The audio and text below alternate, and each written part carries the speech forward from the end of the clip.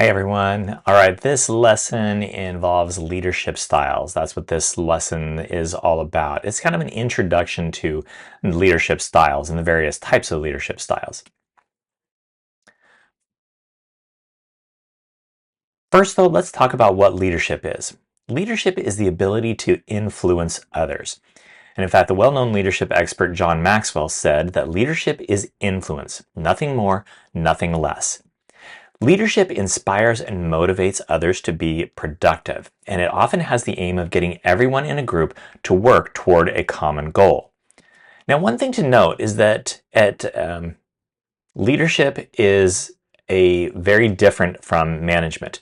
Management directs and controls others and is task-oriented. Leadership is people-oriented. You manage things, but you lead people. So that's something to keep in mind. Now, leadership styles are the ways in which people utilize their leadership position. They can be used independently from one another, or they can be used together in combination.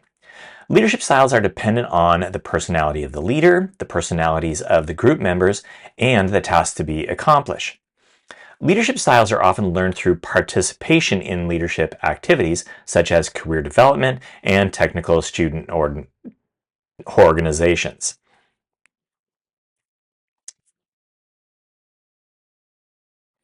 Now, leadership styles consist of the following leadership styles. Now, these are the most common. They are sometimes given different names, but the characteristics are similar. We're going to get into some of those characteristics here in a minute. But first off, there is autocratic, there's bureaucratic, coaching, democratic, laissez-faire, pacesetter, servant, and visionary. So we're going to talk about each one of these, and in the next few bits, you're going to see some pros and cons of each type of leadership while I tell you a little bit about that type of leadership. So, autocratic leadership. This is also known as authoritarian. Now, an autocratic leadership style focuses strongly on input and decision-making from the person in charge. There's usually a clear separation between the leader and the employees, and the workplace is typically highly structured and rigid. Now, to avoid resentment and dissatisfaction among the employees, autocratic leaders should take care to strike a balance between the high levels of productivity and the relationship building with the team members. And again, from this slide, you can kind of see the pros and the cons of autocratic leadership. Next is bureaucratic leadership. A bureaucratic leadership style is primarily characterized by hierarchy. Bureaucratic leadership clearly defines duties and responsibilities for each position, enables a specific chain of command, and often has set rules and processes in place. As a bureaucratic leader, it can feel easy to fall into impersonal behavior or micromanagement. However, it is still important to treat employees as individuals and encourage them to take initiative. Next is coaching leadership. A coaching leadership style takes a personalized approach to leadership. Someone with this style focuses on improving employees as individuals by focusing on their unique strengths and weaknesses. They invite feedback, communicate with team members, and enjoy establishing mentoring relationships. Coaching leaders possess emotional intelligence and work to cultivate growth among their employees with a focus on long-term success.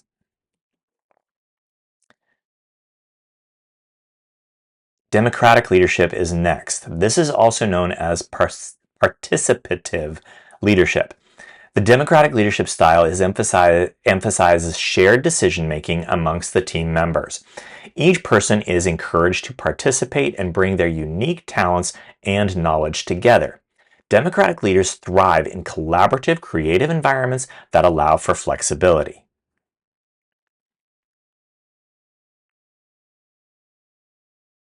Next is laissez-faire leadership. Now, this is also known as free-rein leadership because it translates as let it happen. Laissez-faire leadership is largely hands-off, allowing team members to work autonomously. Employees are expected to make their own decisions and solve problems without extensive oversight. Laissez-faire leadership style is most effective with an expert, trustworthy team that possesses strong time management skills.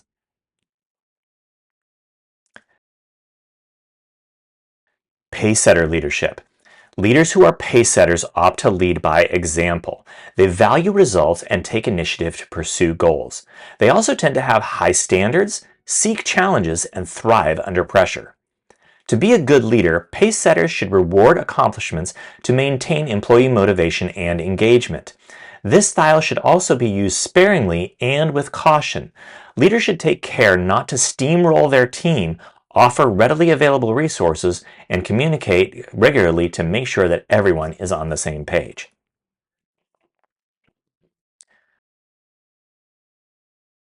Servant leadership.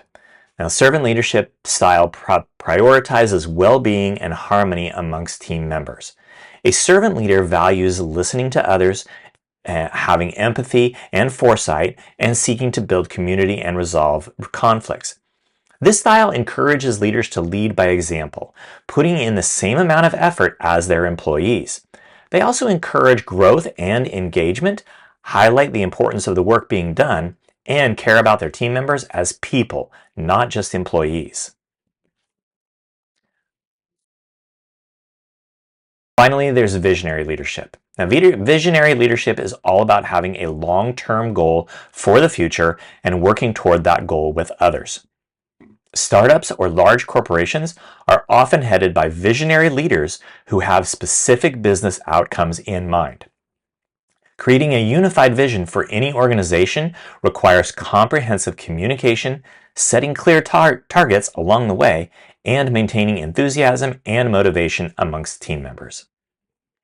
And so that is our brief lesson, our brief conversation on the different types of leadership style. Again, these are the most common and they can have different names. And throughout the video, you've been able to see some pros and cons of each leadership style.